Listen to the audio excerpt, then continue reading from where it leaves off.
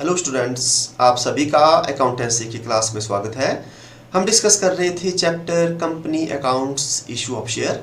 आज के इस पार्ट में हम डिस्कस करेंगे मीनिंग ऑफ प्रिलिमिनरी एक्सपेंसेस, प्रारंभिक व्यय का अर्थ, एग्जांपल्स ऑफ प्रिलिमिनरी एक्सपेंसेस, प्रारंभिक व्यय के उदाहरण, accounting treatment of preliminary expenses, प्रारंभिक व्यय के लेखांकन व्यवहार। तो आइए सबसे पहले हम जानते हैं मीनिंग ऑफ प्रिलिमिनरी एक्सपेंसेस, प्रारंभिक व्यय का अर्थ। Expenses incurred on the formation of a company are called preliminary expenses. Company की स्थापना करते समय किए गए आवश्यक खर्चों को प्रारंभिक व्यय कहते हैं। Preliminary expenses is also called as incorporation expenses, promotion expenses and formation expenses. प्रारंभिक व्यय को समामेलन व्यय, पदोन्नति व्यय तथा स्थापना व्यय आदि के नामों से भी जाना जाता है। तो ये हमने समझा मीनिंग ऑफ प्रिलिमिनरी एक्सपेंसेस। तो ये क्या होते हैं?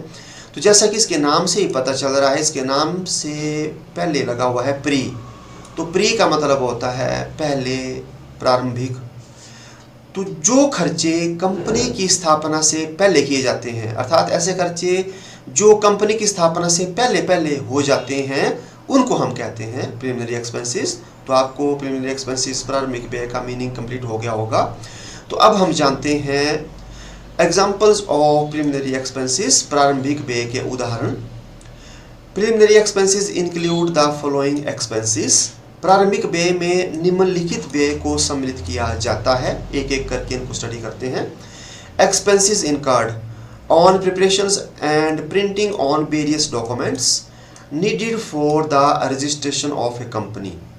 कंपनी के समामेलन या जिसको हम रजिस्ट्रेशन कहते हैं के लिए विभिन्न प्रलेखों को तैयार करवाने तथा इन प्रलेखों को छपवाने का व्यय। ठीक है, तो जब हम कंपनी की स्थापना करते हैं तो जो हम डॉक्यूमेंट तैयार करते हैं, इनकी प्रिंटिंग करते हैं, तो उन खर्चों को क्या बोलते हैं? हम प्रिलिमिनरी एक्सपेंसेस बोलते हैं। Second, stamp duty, registration fees, legal expenses, public issue expenses etcetera. इन प्रलेखों पर स्टाम्प ड्यूटी, पंजीकरण शुल्क, कानूनी व्यय तथा सार्वजनिक निगम व्यय आदि, तो ये भी इसी में क्या किए जाते हैं? शामिल किए जाते हैं। अर्थात जो स्टाम्प ड्यूटी लगती है, या जब हम रजिस्ट्रेशन कराते हैं तो जो फीस लगती है, या जो लीगल एक्सपेंसेस लगते हैं, या पब्लिक इशू एक्सपेंसेस होते हैं, तो सारे के सारे जो हैं वो इन्हीं में ही शामिल किए जाते हैं। थर्ड देखते हैं, duty payable on authorised capital, अधिकृत पूंजी पर चुकाई जाने वाली ड्यूटी। तो जब भी हम क्या करते हैं, कंपनी की कैपिटल को डिसाइड करते हैं कि उसकी नॉमिनल कैपिटल भी हम इसको बोलते हैं, या रजिस्टर्ड कैपिटल भी बोलते हैं, कि कितनी जो है रजिस्टर्ड कैपिटल होगी, तो उस दशा में भी हमारे को जो है कुछ ड्यूटी जो है पे करनी पड़ती है। तो वो भी क्या होती है? प्रिलिमिनरी एक्सपेंसेस होते हैं। अब देखते हैं fourth number, expenses incurred on the preparations, printing and issue of prospectus. प्रविवरण को तैयार कराने, छपवाने तथा अंशों को निर्गमित करने के व्यय। तो जब हम प्रोस्पेक्टस को तैयार करते हैं, उसकी प्रिंटिंग वगैरह कराते हैं, या उसको हम इशू करते हैं, तो जितने हमारे एक्सपेंसेस होते हैं वो भी प्रिलिमिनरी एक्सपेंसेस में आते हैं। फिफ्थ नंबर पे आता है अंडरराइटिंग कमीशन, अभिभावकों को दिए जाने वाला कमीशंस। तो जो अंडरराइटर होते हैं, जो हमारे शेयर्स को बिकवाने में मदद करते हैं, ठीक है, तो उनको जो कमीशन दिया जाता है वो भी प्रिलिमिनरी एक्सपेंसेस में शामिल रहता है। Cost of preliminary books and common seals, company की प्रारंभिक पुस्तकों तथा सार्व मुद्रा की लागत। तो जब भी हम कंपनी की स्थापना करते हैं तो हमारे को कुछ बुक्स लेनी पड़ती है और हमारे को कॉमन सील्स बनानी पड़ती है, तो उसके ऊपर जो भी हमारे खर्चे होते हैं उनको भी हम प्रिलिमिनरी एक्सपेंसेस कहते हैं। इसके बाद है, in case of the company has been formed to purchase a running business, the fees charged by accountant और valuer valuing the assets and liabilities of that business. यदि कंपनी का निर्माण किसी चालू व्यवसाय को क्रय करने के लिए किया जाए, तो उस चालू व्यवसाय की संपत्तियों तथा दायित्वों का मूल्यांकन करने वाले लेखापाल या मूल्यांकनकर्ता की फीस। तो अगर हम क्या करते हैं, किसी रनिंग बिजनेस को परचेज कर लेते हैं, तो उसकी फिर हमारे को वैल्यूएशन करनी पड़ती है कि उस बिजनेस में कितनी एसेट्स हैं, कितनी लाइबिलिटीज़ हैं। तो जो वैल्यूअर होता है, जो उसकी वैल्यूएटिंग करता है, जो मूल्यांकन करता है, तो उसको जो हम फीस देते हैं वो हमारे को बताता है कि इस बिजनेस में इतनी एसेट्स हैं और इतनी लाइबिलिटीज़ हैं, तो उसके बदले उसको जो फीस दी जाती है वो भी हमारा प्रीलिमिनरी एक्सपेंसेस होता है। तो ये हमने डिस्कस किए एग्जाम्पल ऑफ प्रीलिमिनरी एक्सपेंसेस। अब हम जानते हैं accounting treatment of preliminary expenses, प्रारंभिक व्यय के लेखांकन व्यवहार। तो इसका अकाउंटिंग ट्रीटमेंट कैसे होता है?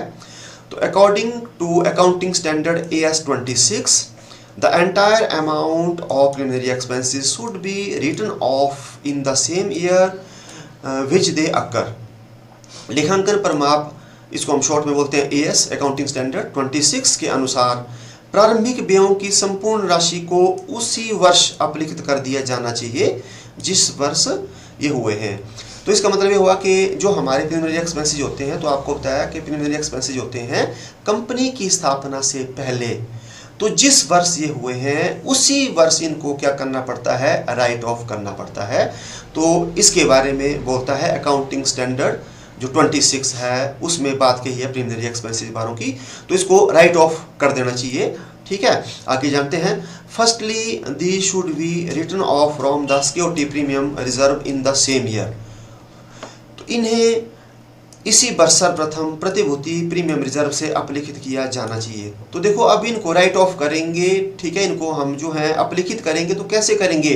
तो सबसे पहले हमने इनको जो अपलिखित करना है वो करना है सिक्योरिटी प्रीमियम रिजर्व से।